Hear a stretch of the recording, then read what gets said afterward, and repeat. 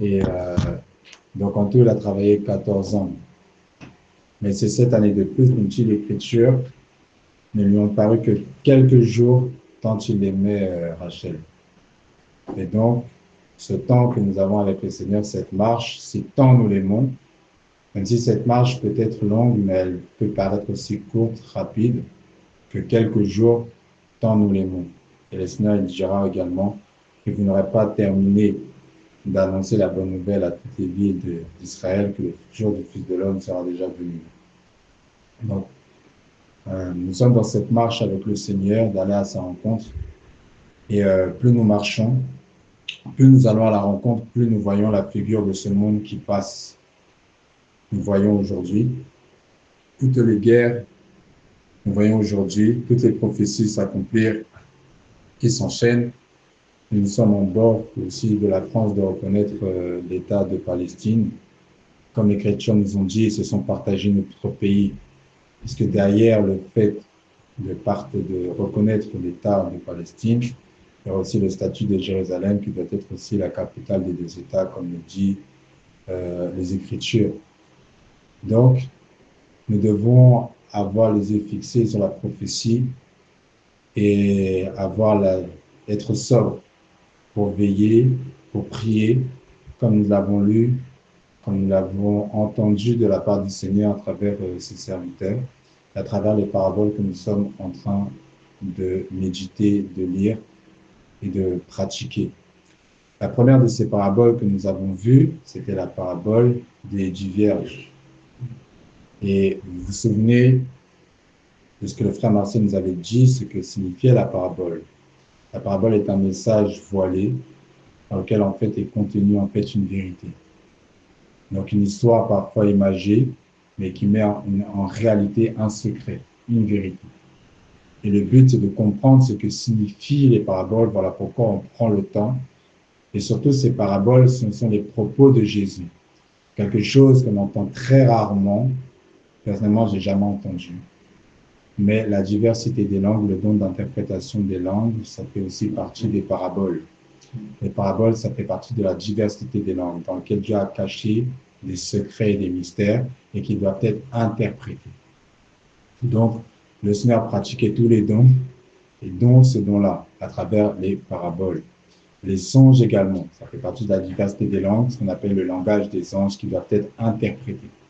Et très souvent, le Seigneur disait à l'ange, explique-lui ce que signifie la vision, à Zacharie, à Daniel, et même on le voit encore dans l'Apocalypse.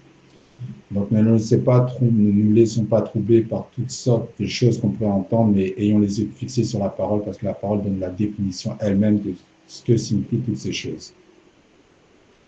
Et donc dans les paraboles, nous avons vu également que dans la lecture des Écritures, dans la tradition juive, il y avait 4 niveaux de lecture.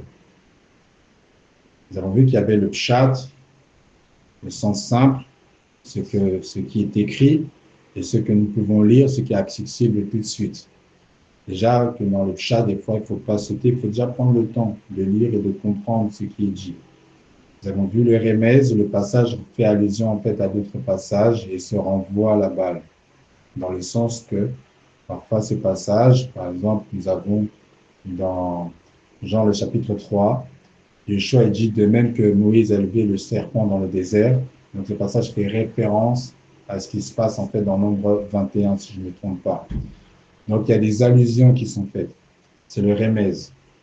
Nous avons le drash, ce qui est le sens dans l'écriture, qui fait l'objet d'une recherche, qui fait l'objet de ceux qui se cachent en fait à l'intérieur. Donc derrière, par exemple, cette parabole-là, dans Jésus, en fait, quand il parle en fait du serpent d'airain. Donc derrière le serpent, il y a plusieurs allusions. Il y a l'allusion en fait au serpent dans Genèse 3. Il y a l'allusion du serpent, l'animal impur dans Lévitique 11. Et le fait de rassembler en fait tous ces passages-là nous permet de sortir en fait une exégèse, de sortir en fait un sens caché, qui est le drash.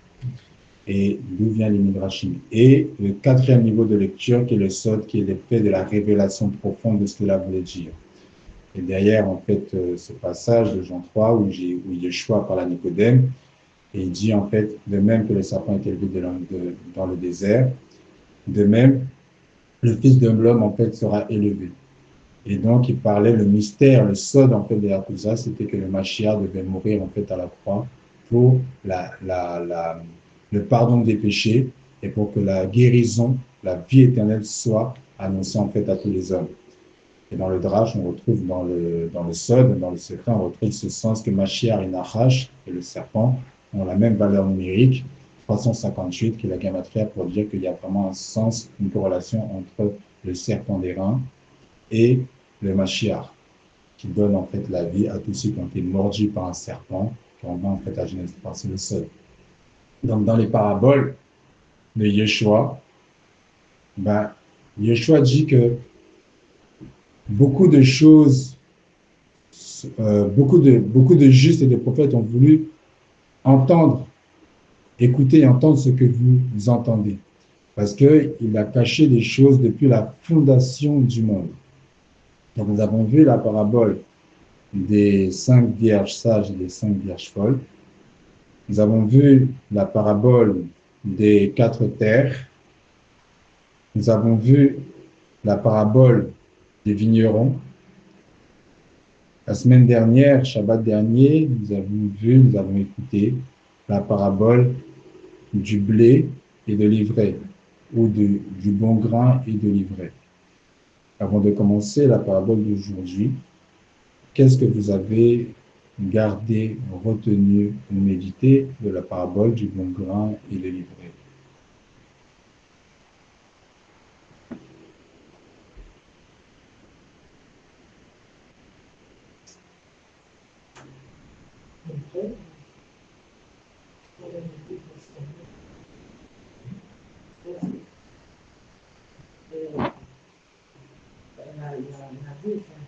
Dans nos vies,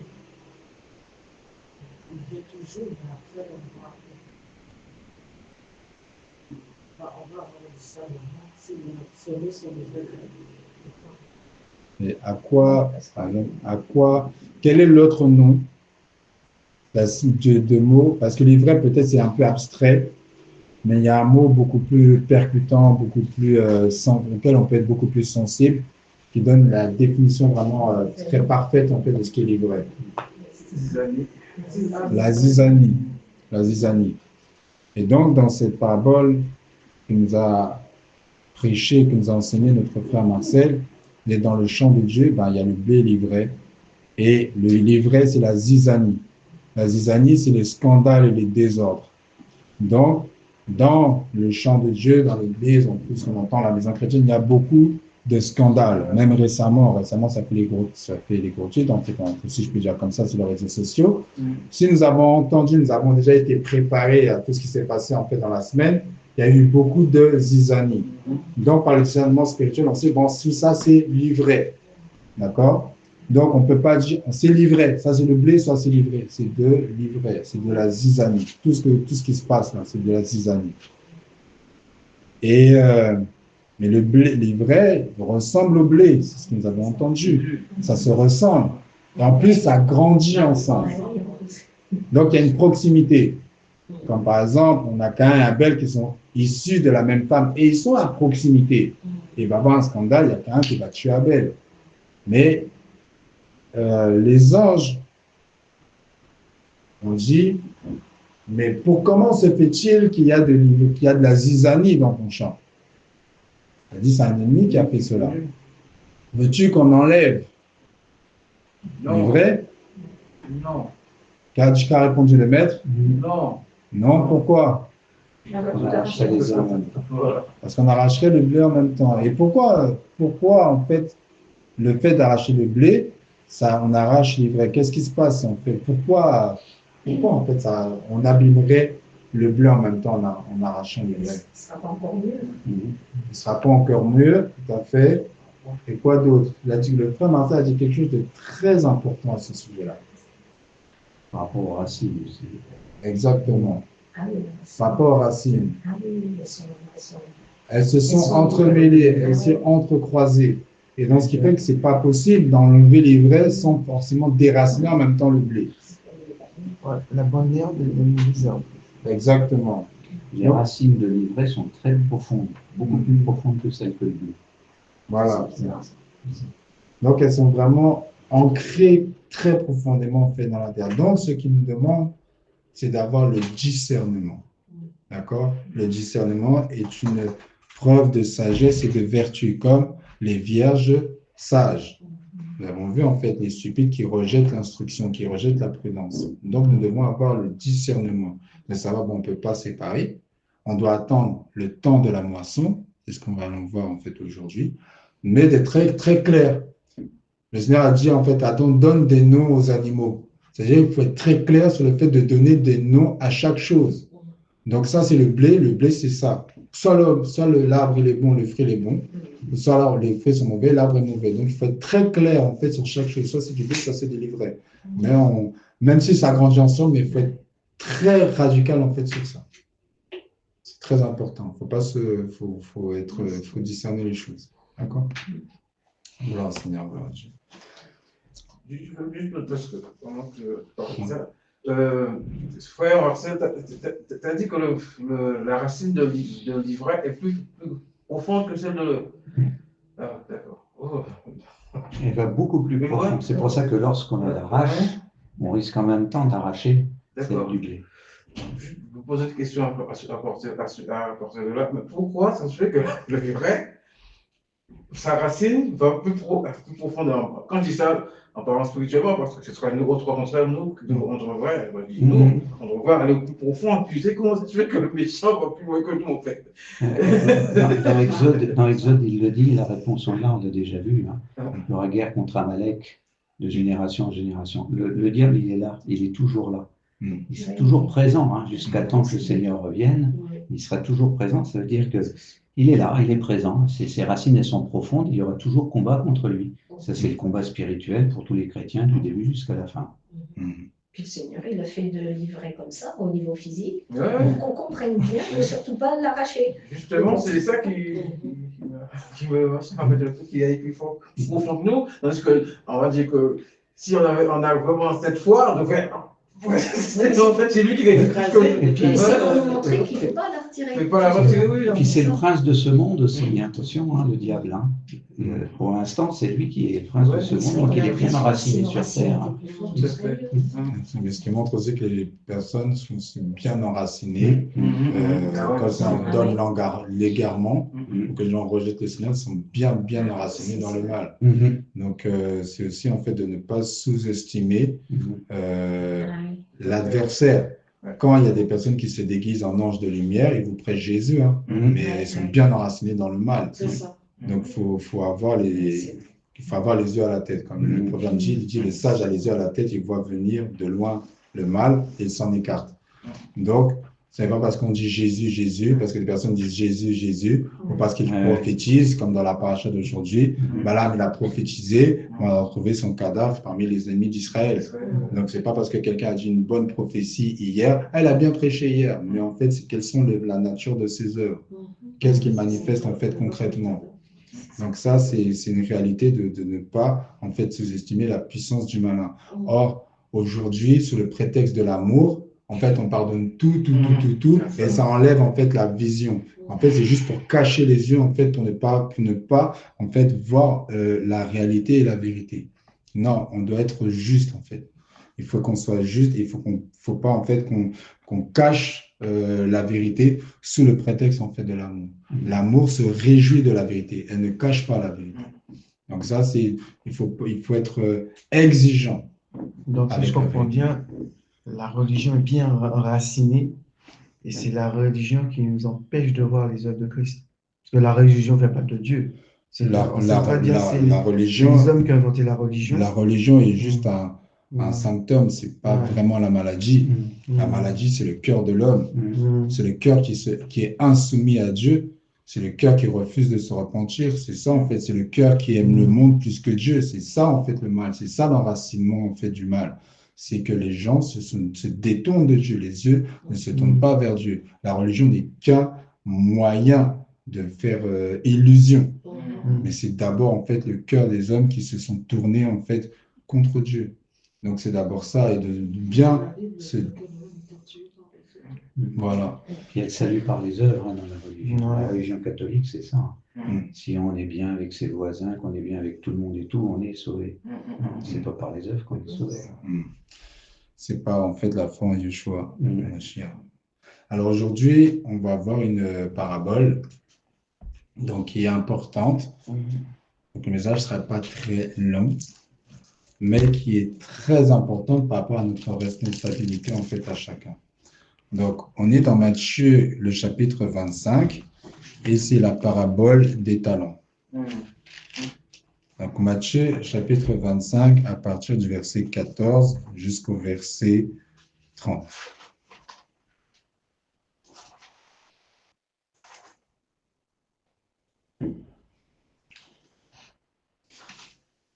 Alors, on va lire un verset chacun. Matthieu, chapitre 25. Matthieu, chapitre 25, ouais, 14. du verset 14 jusqu'au verset 30. Alors, je vais commencer et puis on va faire comme ça.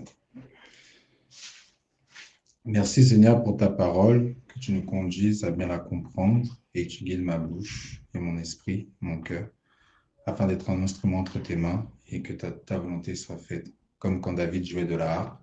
Que tu puisses, Seigneur mon Dieu, chasser tout esprit, Seigneur mon Dieu, méchant, tout ce qui pourrait nous empêcher de comprendre, et que, Seigneur mon Dieu, toute la gloire te revienne, pour que nous produisions du bon fruit dans le nom de Jésus-Christ. Amen. Amen.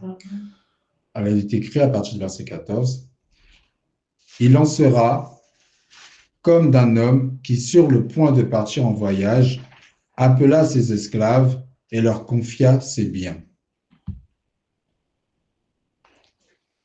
Vas-y. Ah, c'est à moi. Il donna 5 talents à l'un et à l'autre, et un au troisième, à chacun selon sa capacité, et il partit. Aussitôt, celui qui avait reçu les 5 talents s'en alla, les fit valoir, et il gagna 5 autres talents. De même, celui qui avait reçu les 2 talents en gagna 2 autres. Celui qui n'en avait reçu qu'un alla faire un creux dans la terre et cacha l'argent de son maître. Longtemps après, l'adon de ses serviteurs revint, il règle avec eux ses comptes. Celui qui avait reçu les 5 sacs d'argent s'approcha, en apporta 5 et dit : Seigneur, tu m'as remis 5 sacs d'argent, en voici 5 autres que j'ai gagnés. Son maître lui dit, c'est bien, bon et fidèle serviteur. Tu as été fidèle en peu de choses. Je te confierai beaucoup dans la joie de ton maître.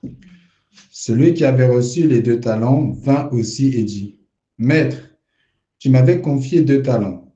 En voici 2 autres que j'ai gagnés. » Son maître lui dit : C'est bien et fidèle serviteur.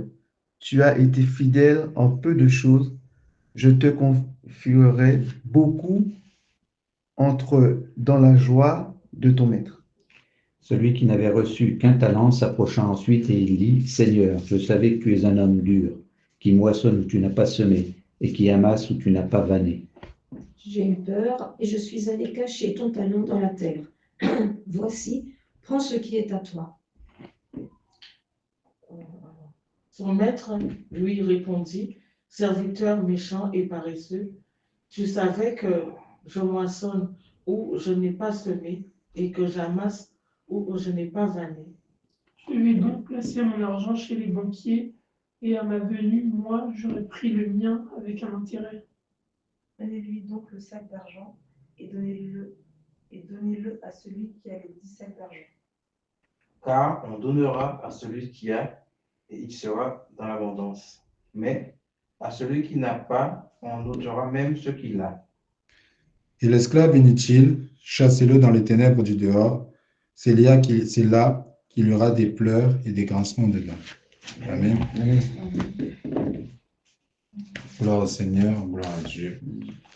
Une parabole très importante qui nous concerne tous. Pourquoi? Parce que nous devons tous rendre des comptes au Seigneur. Chacun pour sa part, selon le don qu'il aura reçus du Seigneur, les dons et les talents qu'ils auront reçus du Seigneur. Alors, dans cette parabole des talents, c'est quoi un talent? Dans la parabole, c'est quoi un talent? C'est de l'argent. C'est de l'argent. C'est de l'argent. C'est de l'argent. Un talent, dans la parabole, c'est de l'argent. C'est beaucoup d'argent.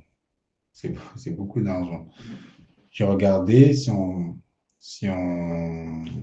convertissait en fait en euros, aujourd'hui, un talent, ça vaudrait à peu près 500 000 euros. Hein? Ah ouais, Ah, c'est dis donc.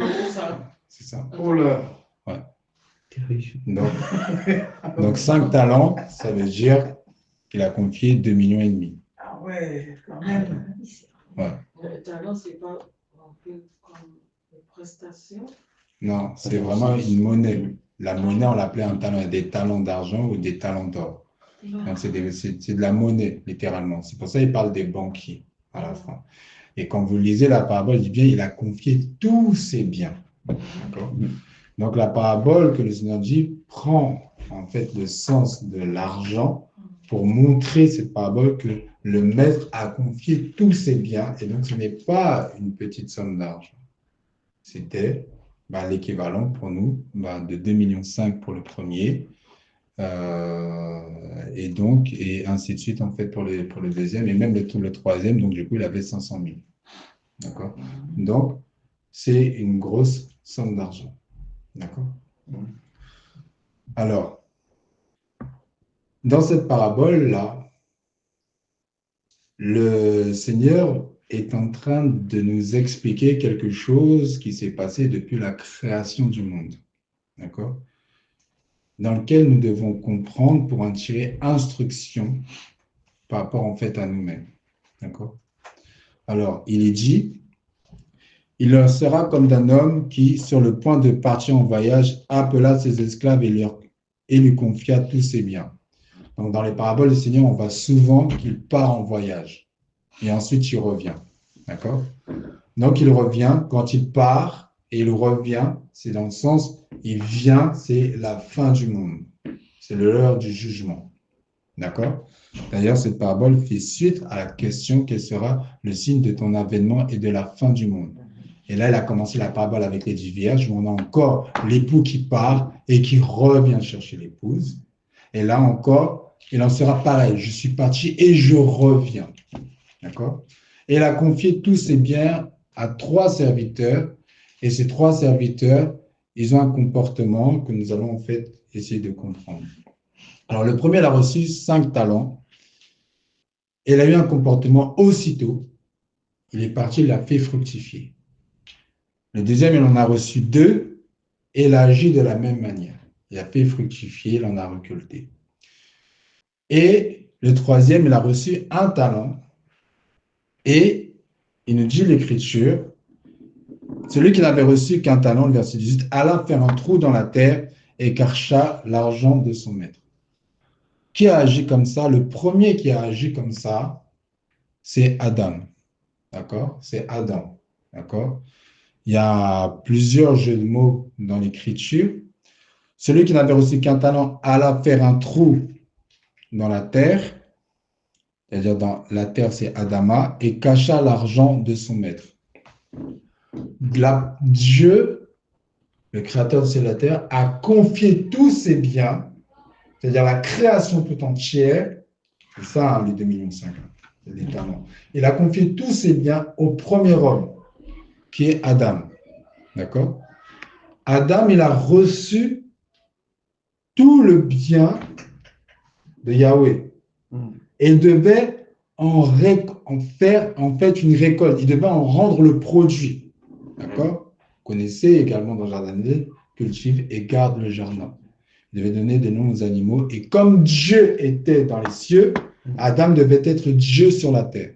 Donc, il a reçu le talent de Dieu. C'est-à-dire, il a reçu les biens de Dieu selon sa capacité. Il devait en rendre les fruits. Mais qu'est-ce que nous dit l'Écriture? Le sot que le Seigneur nous dit, en fait, il nous dit que Adam a pris ce don et l'a caché dans un trou dans la terre. En hébreu, le trou se dit nekeva. Et nekeva, ça veut aussi dire la femelle ou la femme. D'accord? Donc, ce qui va se passer dans l'histoire, c'est que Adam, donc dans la parabole, il ne va pas rendre le fruit et va être chassé. Il dit, il sera mis au dehors, c'est là qu'il y aura des pleurs et des grincements de dents. Ce qui va se passer, c'est que le don que Adam avait reçu, il va le cacher dans la terre. Il va faire un trou, il va le cacher dans la terre, dans l'écriture, dans la parabole. Dans l'histoire d'Adam, c'est que Nekeva, qui veut dire vase, mais qui veut littéralement dire trou, qui sort de la terre, littéralement, parce qu'elle sort d'Adam, d'accord, va venir en fait vers lui, et on sait ce qui va se passer avec l'histoire du serpent, etc. Et donc, ce qui va se passer, c'est qu'il va confier le don, littéralement, la parole de Yahweh, et il va se confier vis-à-vis de ce que sa femme lui a dit, c'est-à-dire, non, nous ne mourrons pas, ou qu'il va lui donner en fait le fruit. Et à travers ça, eh bien, il va perdre en fait le statut qu'il avait en fait avec Dieu. Il va perdre ce que Dieu lui avait confié. Il va perdre le royaume. Le Seigneur donc revient. Il va voir Adam. Adam, où es-tu? C'est ce que le Seigneur fait. Un jour, le Seigneur il vient à notre rencontre. Et qu'est-ce qui se passe quand Dieu vient pour rendre compte, en fait? Adam, où es-tu? Adam s'est caché. Pourquoi? Il s'est caché où? Il s'est caché parmi les arbres du jardin, c'est-à-dire encore dans la terre. Et il va encore dire la femme que tu m'as donnée, dans le sens, c'est-à-dire le trou dans la terre. Littéralement, Nekeva, c'est ce que ça veut dire. Okay? Et donc, le Seigneur donc va lui dire, comme as-tu mangé de l'arbre dont je t'avais défendu de manger, etc. Il va dire, Ève, en fait, m'en a donné, la femme que tu as mis à côté de moi, etc. Et à cause de ça, le Seigneur va le prendre et va le sortir du jardin d'Éden. Donc, il va perdre ce que le Seigneur lui a confié. D'accord? D'autres personnes vont agir comme ça. D'accord? Mais là, on voit que Adam a perdu ce que le Seigneur lui a donné parce qu'il s'est confié dans l'homme. D'accord? Cacher le don dans la terre, comme l'homme, ça veut dire Adama, c'est se confier dans l'homme. D'accord? Quand on se confie dans l'homme, tu peux perdre ce que le Seigneur en fait t'a donné. D'accord? Et là, en l'occurrence, c'est confié dans sa femme. Et ça a été une occasion de chute. Prendre en fait un autre exemple pour qu'on comprenne ça, avec une autre personne à qui Dieu a confié ses biens. Cette autre personne-là, c'est Abraham. Dieu a confié en fait à Abraham d'être le premier, le commencement du peuple d'Élohim. D'accord? Auparavant, Dieu marchait avec des hommes individuellement, comme avec Abel, comme avec Enoch, comme avec Noé. Mais à partir d'Abraham, il veut se faire un peuple. Et le premier homme constituant de ce peuple-là, c'est Abraham. D'où pourquoi on l'appelle notre père Abraham. D'accord? Ou encore, Abraham, je l'ai choisi lui seul. Portez vos regards du rocher auquel vous avez été taillé, Abraham, votre père. D'accord? Parce que c'est à partir d'Abraham que Dieu veut se constituer un peuple. Donc Dieu va confier ses biens, tous ses biens, à Abraham. OK? Et Dieu donne ses lois à Abraham, avant même Moïse. Parce qu'on le voit dans Genèse 17, et tu feras que tes descendants suivent mes lois, d'où également la circoncision, etc. OK? Donc, Abraham avait l'héritage. Et il fallait qu'il transmette également cet héritage à travers Isaac, Jacob, etc.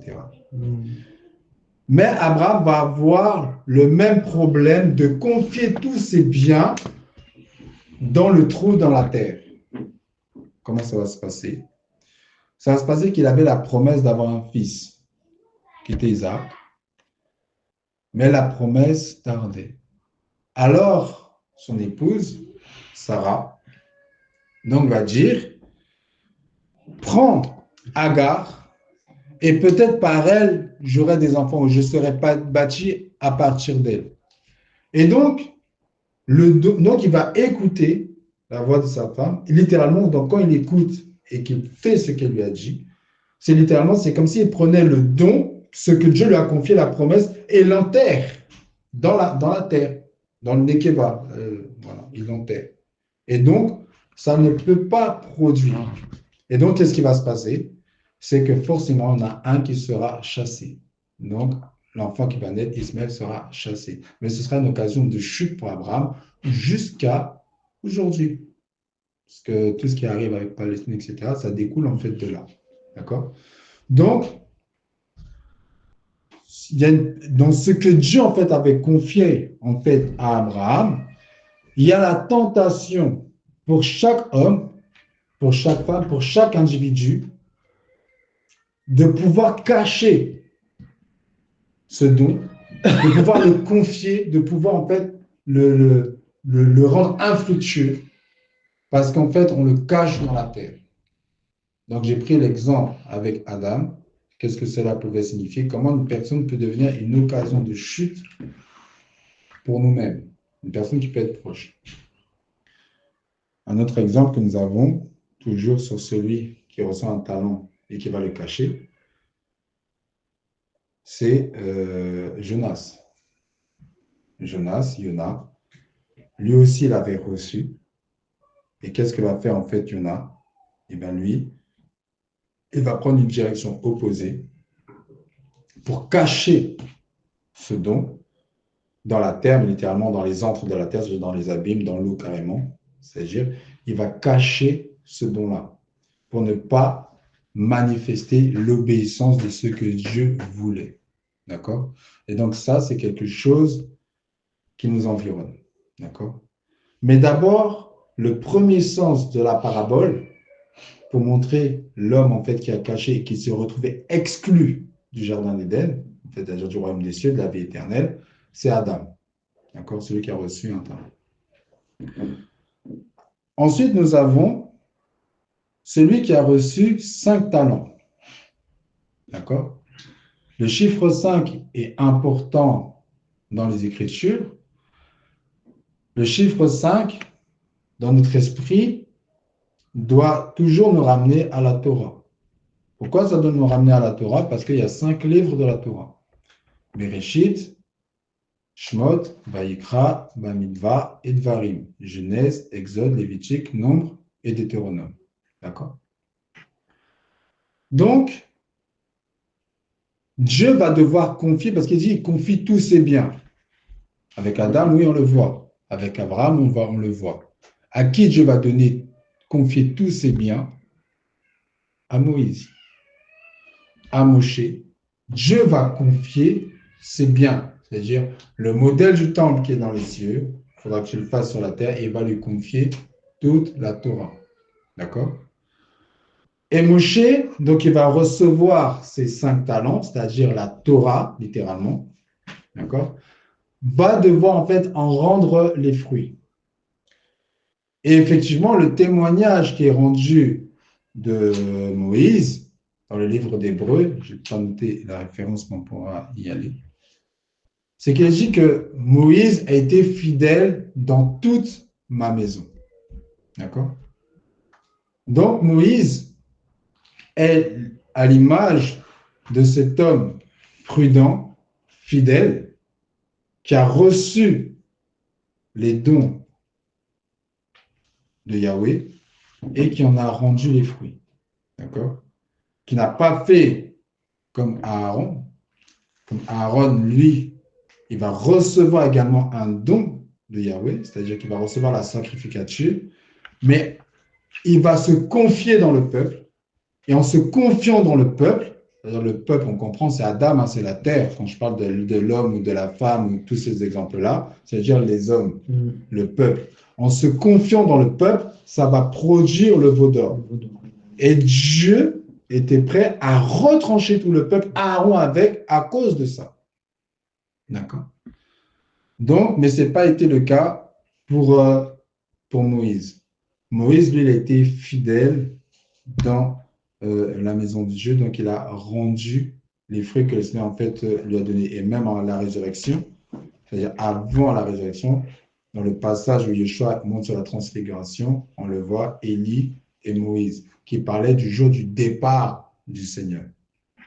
Donc, il y a cette notion de ce serviteur fidèle et prudent, dans le sens que le Seigneur va faire l'éloge de Moïse jusque dans Malachie. Souvenez-vous de mon serviteur, en fait, Moïse, à qui j'ai prescrit des lois et des ordonnances, en fait, en Horeb. D'accord? Donc, d'ailleurs, il peut avoir même un jeu de mots avec Moïse, Moshe et Hachem, et le sens de Ramesh, qui est le chiffre 5 en hébreu, même si ce n'est pas la même lettre, mais il y a ce sens de façon avec Moïse, avec le chiffre 5. Moïse est lié à la Torah, donc est lié en fait au chiffre 5. Et donc, dans la parabole des 5 talents, ce n'est pas non plus anodin qu'il y a cet exemple de Moïse qui était, oui, fidèle et qui a rendu le bien de Yahweh. Là où Adam, lui, il n'a pas réussi en fait à le rendre. D'accord? Et il y a eu un autre serviteur qui lui en a reçu deux talents.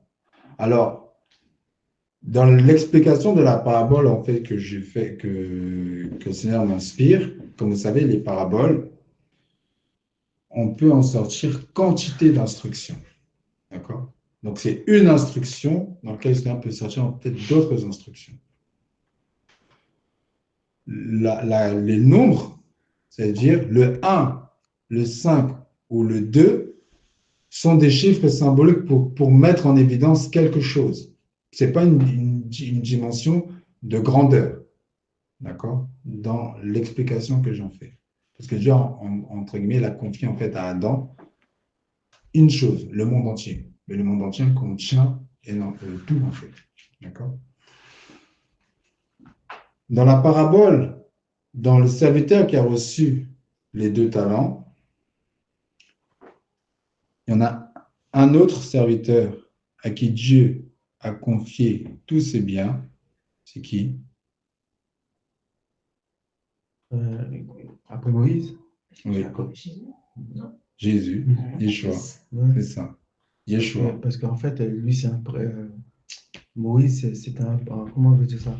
C'était le type de Jésus avant de... Voilà. C'est un type, voilà. Et d'ailleurs, dans l'exemple de Moshe, celui qui prend sa succession juste après, c'est Yoshua. Et ce n'est pas pour rien. C'est parce qu'en fait, c'est pour ça que Jésus arrive après. Et Yoshua, oui, lui aussi, va recevoir 2 talents. C'est quoi 2 dans les Écritures? 2 dans les Écritures, c'est la lettre bête, qui est la maison, d'accord, qui est le chiffre 2. Et ça veut dire que Dieu a confié à Yoshua le monde d'en haut et le monde d'en bas. D'accord? Il le dit dans un passage, je vais prendre la référence.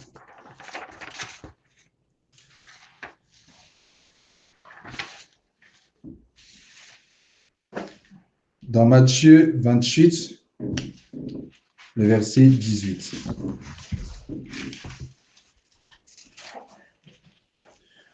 Donc Dieu n'a pas confié à Adam le monde d'en haut. Il a confié le monde d'en bas. D'accord? Mais à Yoshua, il lui confie le monde d'en haut et le monde d'en bas. Matthieu 28, le verset 18. Alors, est-ce que tu peux le lire, Philippe? Ouais. Jésus s'étant approché, leur parla ainsi: tout pouvoir m'a été donné dans le ciel et sur la terre. Amen. Amen. Donc voilà. Et Yoshua va faire exactement la même chose que Moshe. C'est-à-dire, aussitôt, il s'est mis au travail. Dans le sens que, lorsqu'il était jeune, ses parents ont perdu Jésus de vue. Parce qu'il était à la fête de Pessah. Pendant 3 jours, ils le cherchaient. Ils l'ont retrouvé au temple en train de discuter avec les docteurs de la loi et les scribes. Ils ont dit: ah, mais que faisais-tu? Ça fait longtemps qu'on te cherche. Il dit: ne savez-vous pas que je dois m'occuper des affaires de mon père? Or, dans la parabole, il dit aussitôt. C'est-à-dire que les personnes, lorsqu'ils ont reçu le don, ils ont été dans le sens de se mettre à ce travail-là. Et Yeshua, donc, a commencé en fait le travail, et on voit qu'il a reçu les cieux et la terre, et il savait où est-ce que ça allait l'emmener, c'est-à-dire en fait à la croix. Et dans 1 Corinthiens, le chapitre 15, le verset 25,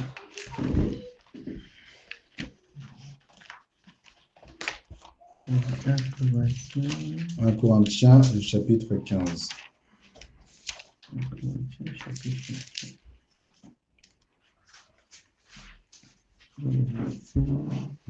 On va lire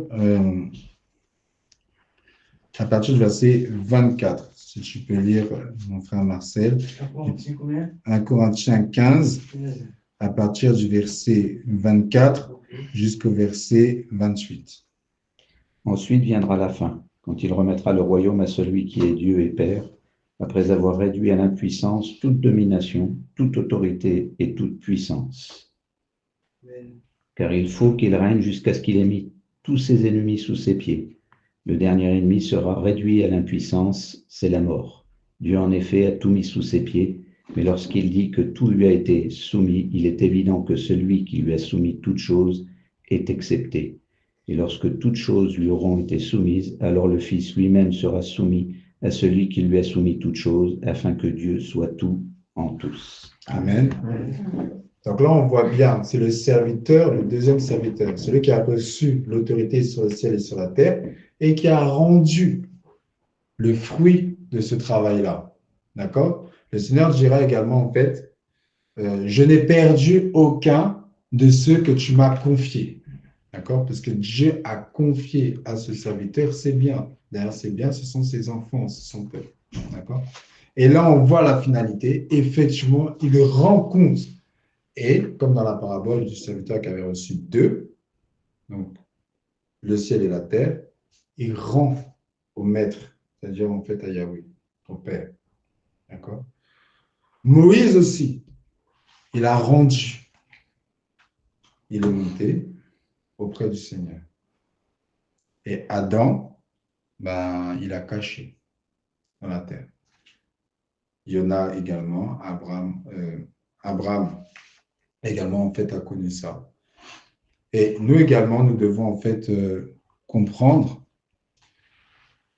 que derrière donc cette histoire de parabole qui nous parle en fait de la résurrection et de la récompense des justes.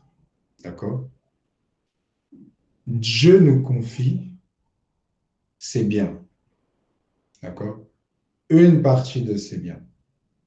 Une mesure de ses biens. D'accord? Et il nous faut en fait en rendre compte. D'accord? Et que si nous ne mettons pas au travail dès le départ le don que nous avons reçu du Seigneur, en réalité, on ne peut pas être sauvé. Pourquoi?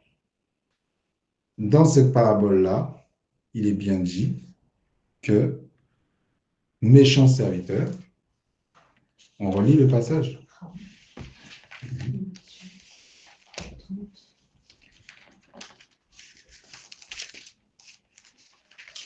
Matthieu 25.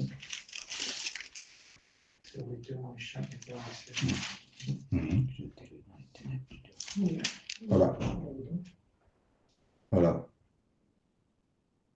Esclave inutile ou serviteur paresseux, chassez-le, c'est ce qui s'est passé pour Adam, dans les ténèbres du dehors, c'est-à-dire dans la galoute, dans l'exil. C'est là qu'il y aura des pleurs et des grincements de dents, et c'est ce qui s'est passé pour l'entièreté de l'humanité. Pourquoi? Parce que l'investissement de Dieu dans ta vie n'a pas produit de fruits. Donc, si l'investissement de Dieu dans nos vies, c'est quoi l'investissement de Dieu dans nos vies? Qu'est-ce que Dieu a déposé dans chacun d'entre nous? C'est les capacités. Ses ordonnances.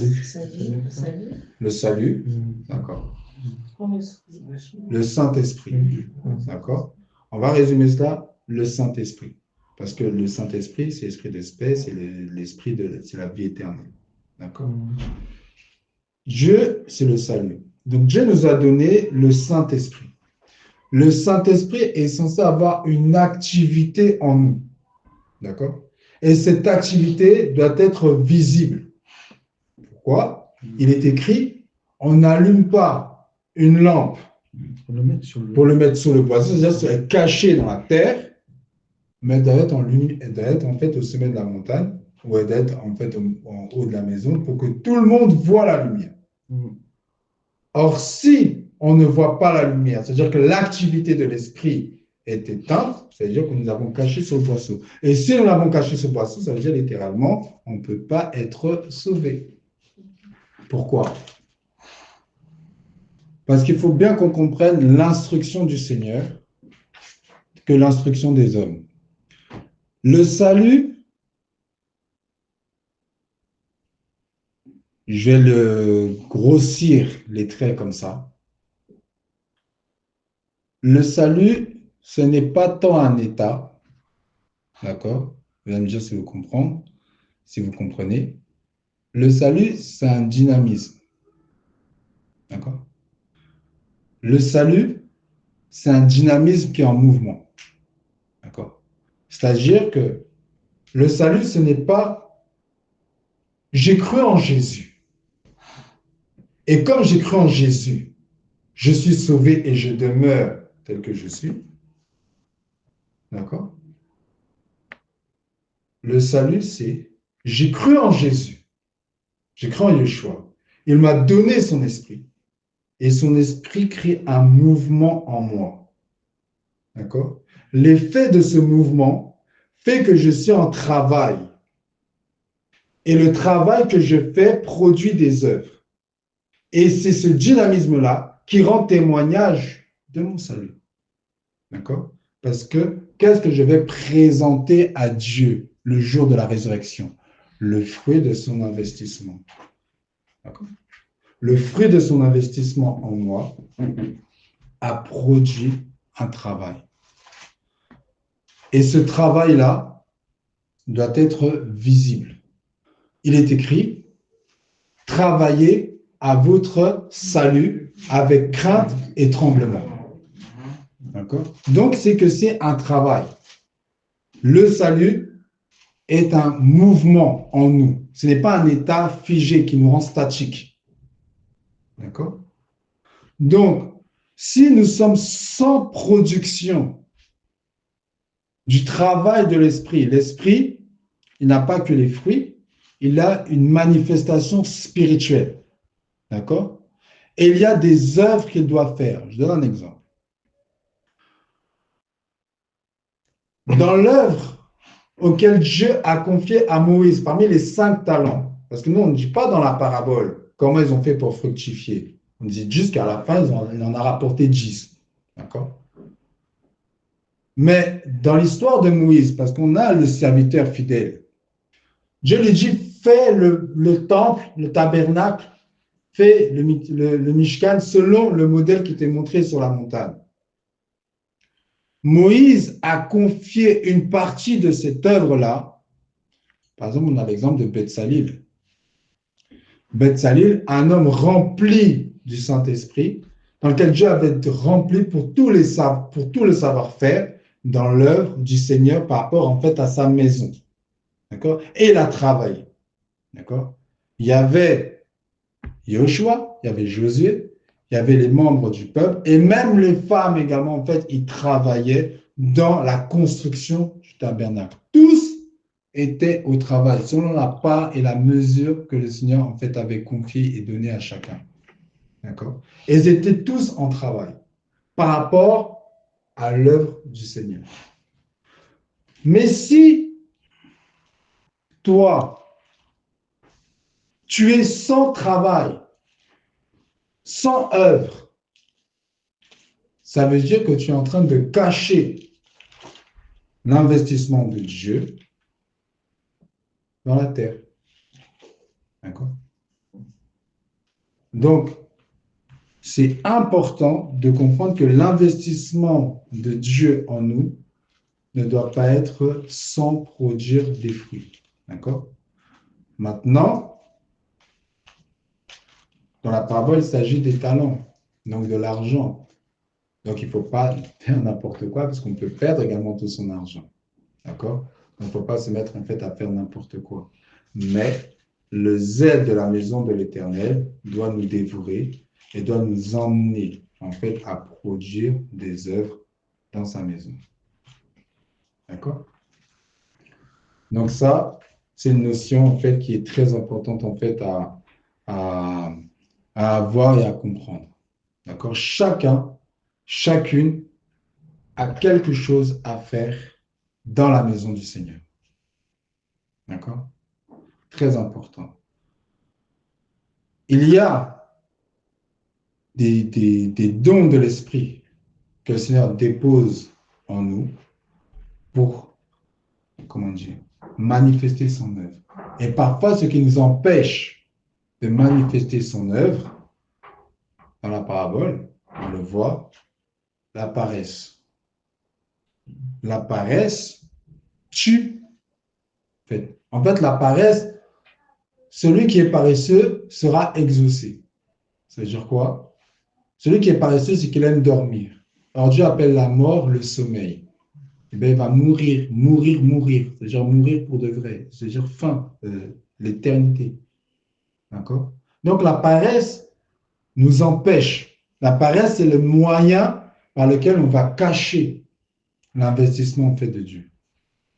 Le serviteur, il dit, je sais que tu es un homme dur, j'ai eu peur. La peur nous empêche. Par exemple, il y a un don ou un talent, quelque chose que tu nous donnes, ou quelque chose, par exemple, on peut aller voir quelqu'un, on sait que ça nous demande de parler à cette personne, on sait que ça nous demande d'aller évangéliser, on sait que ça nous demande de faire quelque chose, par contre, nous avons peur. Et la peur, c'est quoi? C'est se réfugier en nous-mêmes pour ne pas le faire, c'est-à-dire prendre le don et le cacher dans la terre. Ça nous empêche. D'accord? Donc, le don du Seigneur ou la honte. Qu'est-ce que les gens vont dire de moi? La honte aussi. C'est celui qui a honte de moi parmi les hommes, moi aussi j'aurai honte de lui lorsque je reviendrai. D'accord? La peur de perdre des amis, la peur de perdre sa réputation, la peur de perdre son travail, tout un tas de peurs qui nous empêchent, qui amènent en fait à cacher le don du Seigneur. D'accord? Ou même ce que les autres font. Le deuxième serviteur, celui qui vient après le premier, Yeshua, donc dans la parabole, vient après celui qui a reçu les 5. D'accord? Le 5, c'est Moïse. Le 2, c'est Yeshua. Et celui qui a reçu un talent, c'est Adam. Yeshua a agi comme Moïse en fait a fait. Moïse, il a entendu, il a dû lutter contre la tentation de cacher sur la terre. Oh, je ne sais pas parler. Oh, ceci, oh, cela. Plein d'excuses pour ne pas faire. La colère de l'Éternel s'enflamma. Mais ensuite, il est parti et il a fait. Yeshua, comme le dit l'Écriture, tu n'as voulu ni offrande ni sacrifice, mais tu m'as tissé un corps. Voici, je suis venu pour faire, ô Dieu, ta volonté. Il est rentré dans le monde pour faire la volonté du Père.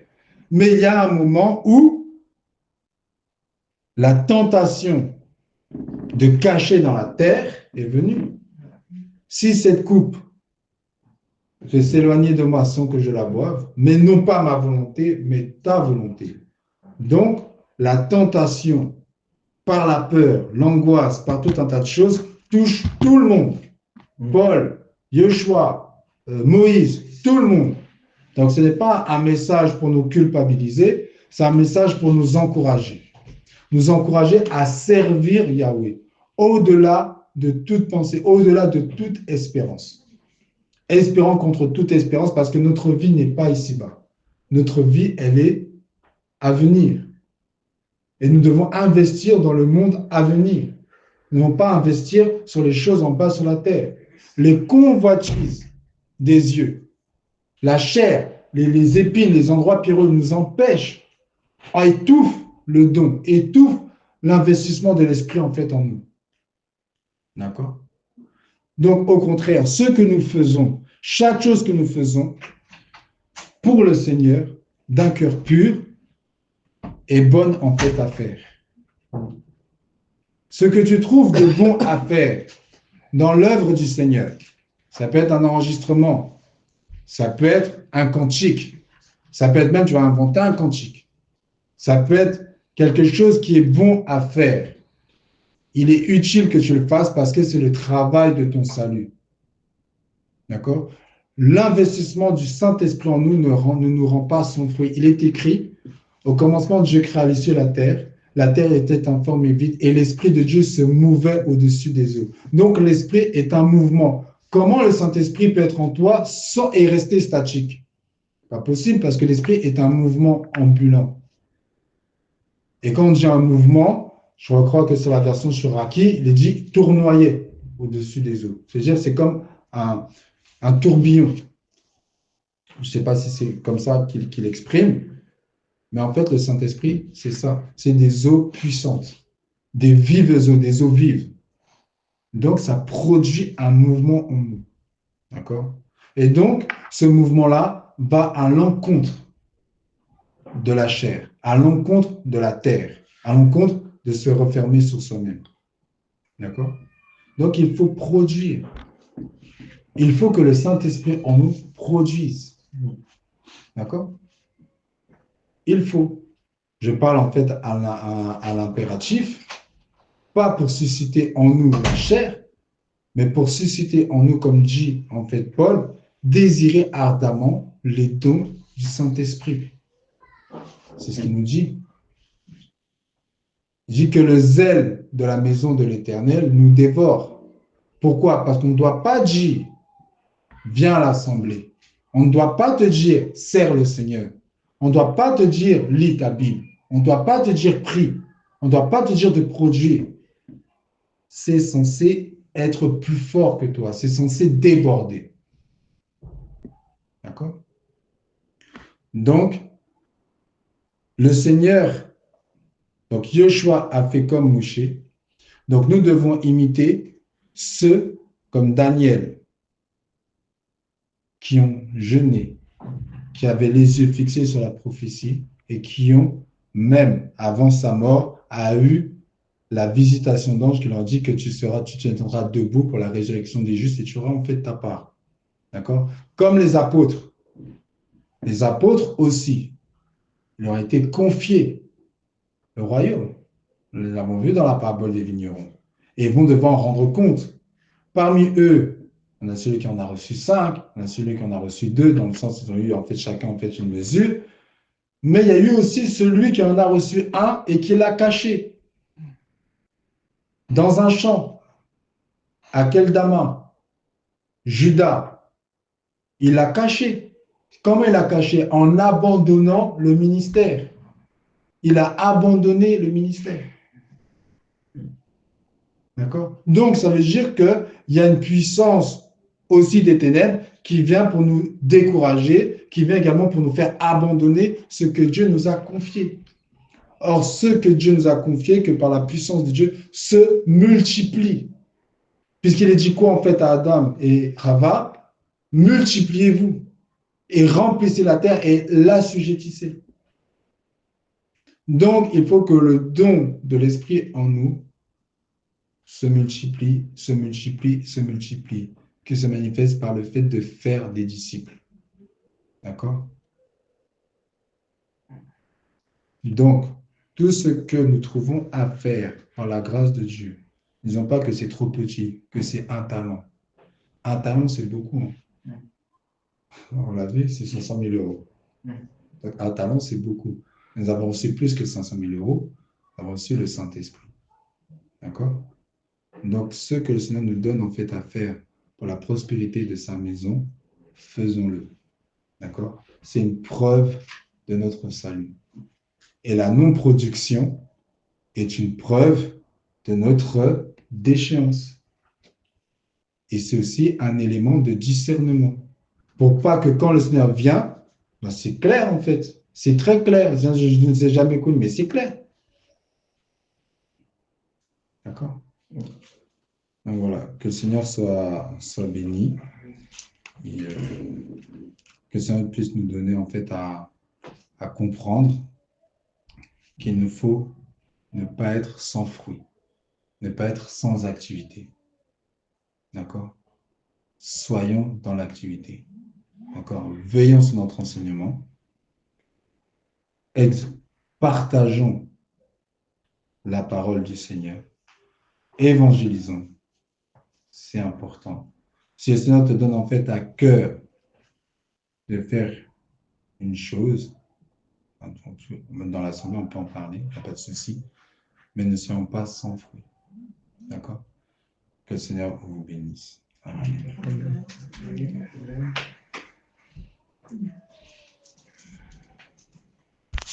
Amen.